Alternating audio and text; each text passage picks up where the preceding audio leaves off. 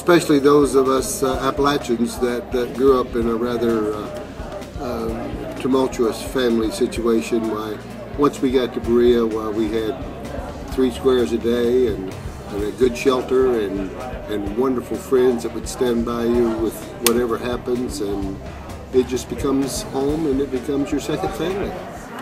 Well, number one, it gave us a work ethic, which really gave us an edge once we left here and got out into the world. And we had already had 4 years of experience of having a supervisor. Berea focuses on, for me, it focused on the meaning of life, you know, things that made a difference. And for me, it wasn't how much money I could make, it was how many experiences I could have, how many people I could meet. And so that just created a very rich and very diverse life for me.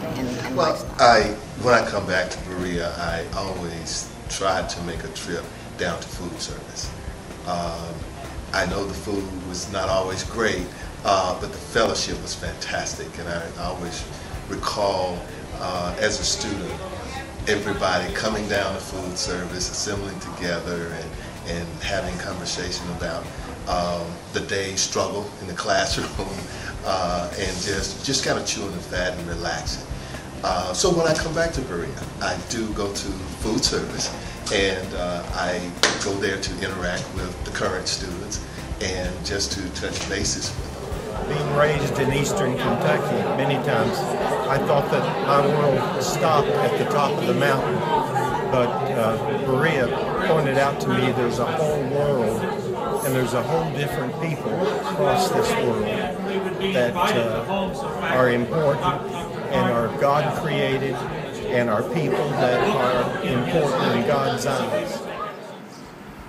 So my trajectory for the rest of my life was really shaped here at Berea, though I've lived all over the country. I've lived on both coasts and in the middle, but I've spent my career as an academic and a university administrator, and I think it's not coincidental that I was a TA when I was here working for Robert Hogue and others in the philosophy department. So.